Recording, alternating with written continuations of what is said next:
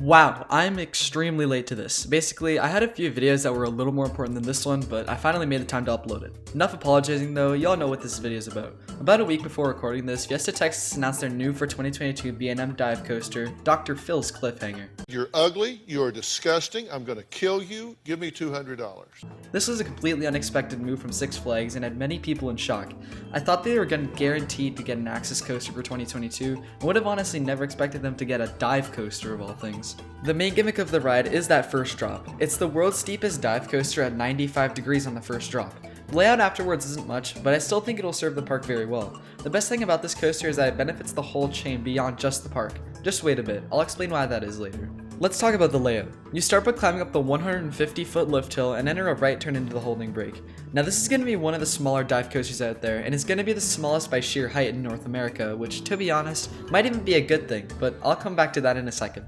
Then comes the signature record-breaking 95-degree drop. Now, I just said that being a bit smaller than other dive coasters might actually be a benefit with a beyond vertical drop. This has the same philosophy as Maverick. Since the drop is smaller, it'll have to enter and exit that max angle more quickly, and will probably cause the main drop to feel more intense, which is honestly really good. Then comes the Immelman. This is just your regular B&M dive coaster Immelman, giving a bit of hang time at the top. After that though is one of the more unique elements. This is that weird 0G roll type thing. It's listed on RCDB as a 0G roll variant, but that category isn't really extremely accurate at all, since it lists Steve's first roll as in the same category as Twisted Cyclone's first inversion, so I don't really know. It reminds me most of the 0G winders on Yukon Striker or Pantheon with the sharp twist at the end. I don't really know how it's gonna feel.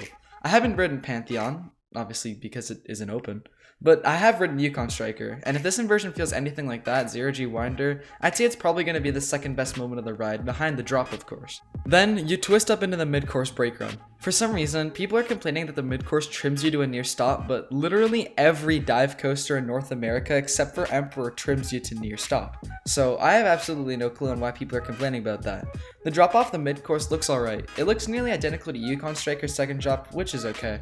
Then there's a helix, a small airtime hill, which I'll admit looks pretty good, another helix, and then that's it. It's no secret that it's a short ride and looks to be a mid-tier dive coaster. For the park it's in though, I think it's a smash hit.